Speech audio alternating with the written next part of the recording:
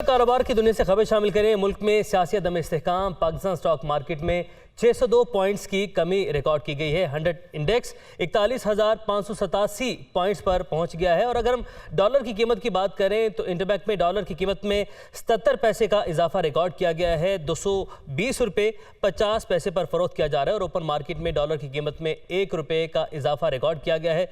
224 रुपये पर फरोख्त किया जा रहा है। तो इस हवाले से मजीद बात करते हैं। तारिक गौरी हमारे साथ मौजूद है। तारिक, आप बताइएगा हमें वो ऐसे कौन से फैक्टर्स हैं जो असरअंदाज हो रहे हैं स्टॉक मार्केट पर और रुपए की? क्या लॉन्ग मार्च का जो फैक्टर है जिसका ऐलान किया गया है, हम ये काउंट कर सकते हैं उसको? बिल्कुल आपने सही कहा, क्योंकि कई दिनों से हम देख रहे थे कि कुछ स्टेबिलिटी लाने की बात हो रही थी और मौजूदा हुकूमत इस हवाले से काफ़ी एग्रेसिवली काम कर रही थी, मैं कहूँगा। बल्कि इसहाक डार का एक बहुत बड़ा किरदार है जिसमें उन्होंने कुछ ऐसे स्टेप्स लिए जिसमें जो फ्रेंडली कंट्रीज से बात की, डोनर्स से बात की, जो कि वर्ल्ड बैंक है, एशियन डेवलपमेंट बैंक है, और IMF के ज़रिए भी जो नेगोशिएशन उनकी कंटिन्यू है, उस हवाले से भी उनका बड़ा किरदार रहा।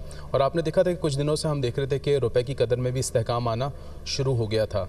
तो मेजर तो अभी इस वक्त यही लग रहा है कि पॉलिटिकल अनसर्टेनिटी की वजह से रुपया भी कुछ हद तक हमें डिक्लाइनिंग ट्रेंड दिखा रहा है और स्टॉक मार्केट में भी हमें डिक्लाइनिंग ट्रेंड है। बहरहाल इन तमाम सिचुएशन पे बात करने के लिए इस वक्त हमारे साथ मौजूद हैं तज्ज़ियाकार जो कि स्टॉक मार्केट पे भी गहरी नज़र रखते हैं और डॉलर के हवाले से भी काफ़ी हम उनसे अपडेट लेते रहते हैं। शरियार क्या कहते हैं इस वक्त?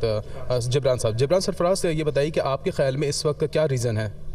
हाँ, जैसे कि आपने देखा FATF की हमें अच्छी खबर मिली थी FATF की तरफ से, जो हमें जो पाकिस्तान को ग्रे लिस्ट से निकाला था, तो एक अच्छी पॉजिटिव खबर थी। इससे एक रैली तेज़ी की बनी थी।